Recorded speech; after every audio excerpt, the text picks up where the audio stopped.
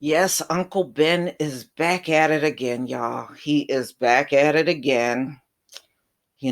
Trump's very subservient African American that's in his cabinet. Ben Carson is definitely the biggest bootlicker in the Trump administration. This came out in Political, February 7th, 2020. Ben Carson points to Mar-a-Lago to show that Trump is not a racist. Yes. Uncle Ben in the cabin wants you to know his master is not a racist. Housing Secretary Ben Carson appeared to stray from prepared remarks as he introduced Donald Trump on Friday, declaring that the president is not a racist and pointing to how he treats the members and service workers at his Mar-a-Lago resort in Florida. Yeah, we did see how he treated people. The two people that testified against him during the impeachment trial, he fired them. Yes, Ben, we see how he treats people. The comments came at the beginning of a North Carolina event touting the administration's Opportunity Zone program, which aims to spur growth in underserved areas. No, it's only because it's an election year. And no defense, but I don't see nothing going on around me from Donald Trump. And I doubt if most of my subscribers are seeing some big difference. He's a man who is deeply driven by a sense of kindness and compassion. Carson began looking down at his notes. Talking to the people who drive the cars and park the cars at Mar-a-Lago, they love him. Oh yeah, there's some that's some big old proof right there, Ben Carson.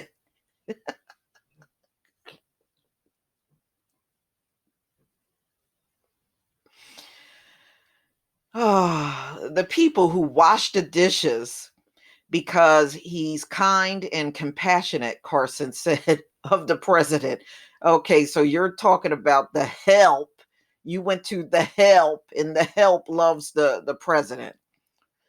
Well, I guess, Ben, you would know you're the help too. He continued, when he bought Mar-a-Lago, he was the one who fought for Jews and blacks to be included in the clubs that were trying to exclude them. People say he's a racist. He is not a racist. Mm-mm-mm. Mm-mm-mm. Uncle Ben. Uncle Ben, Uncle Ben.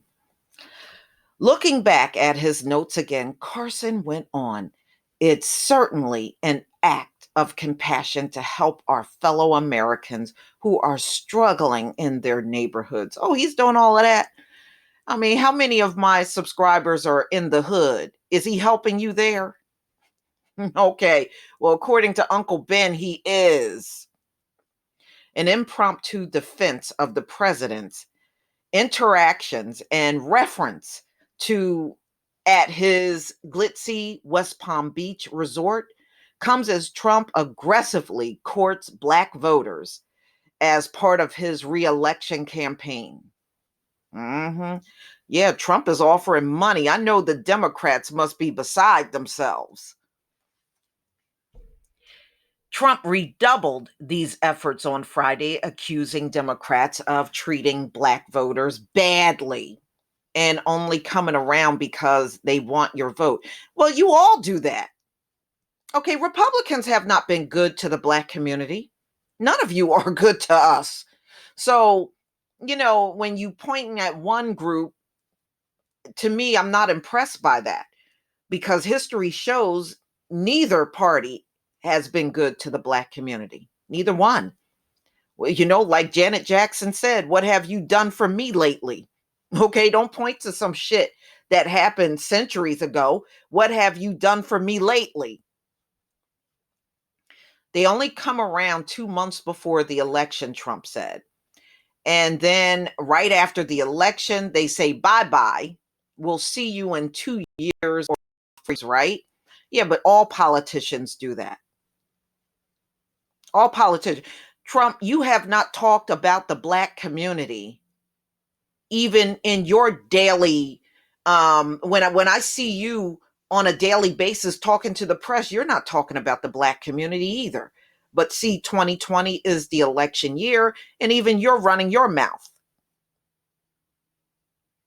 You know, he's finished the first term. How many of us in the Black community heard what Donald Trump was going to do? He hasn't done anything. He hasn't done any more than a previous president when it comes down to us. Trump heralding the improving employment numbers among African Americans reflected on his efforts to get Black voters to switch from the Democratic Party to supporting him. And I said, all these bad numbers, what the hell do you have to lose?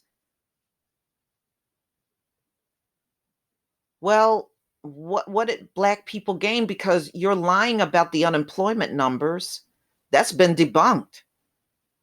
You and your cronies running around here talking about things are better for Black people. Really? You must not be talking to Black people. That's all I got to say. I'm not hearing this from Black people, and I'm part of the Black community. How come I'm not hearing it and you are? Get out of here. Nothing has gotten better. Trump said, adding an aside about how he decides whether or not to use the word hell, depending on his crowd. And do you remember all the fights he had on Twitter with Black athletes and him dragging Black congresswomen and everything? Don't have a bout of amnesia, y'all. Trump has not been good to Black folks. Now, I know he want to pat himself on the back and say he was when Colin Kaepernick was taking a knee. Look how badly he dragged him. See, they don't want you to have that right to a peaceful protest. They say it, but they don't really mean it. When I go, what do you have to lose? It's like, let's fall asleep. But I remember I said it this night, what it was, 25,000 people, I said, what the hell do you have to lose? The place went crazy. Yeah, because there were no Black people. It was just a bunch of white people that went crazy. There wasn't no Black people there. It wasn't hardly no Black people in that crowd when he said that. There were white people going crazy. The campaign has sought to make inroads with the traditionally heavily Democratic voting bloc. Yeah, because without Black people, Democrats cannot win. I already showed you that. Emphasizing the criminal justice reform legislation he signed and promoting opportunity zones despite having faced accusations of racism going back decades. Central Park 5. Yeah. Last year, Trump picked feuds with several lawmakers of color using racist rhetoric.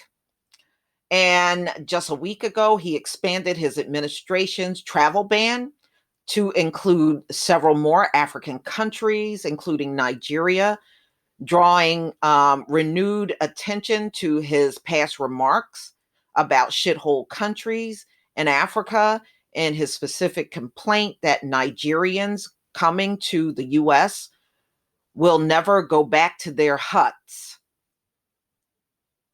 They don't live in those huts. But, ladies and gentlemen, like I said, don't lose sight that neither one of these parties have been good to the Black community. Okay, neither one. So pointing at one party and then trying to prop up the other, to me, is counterproductive.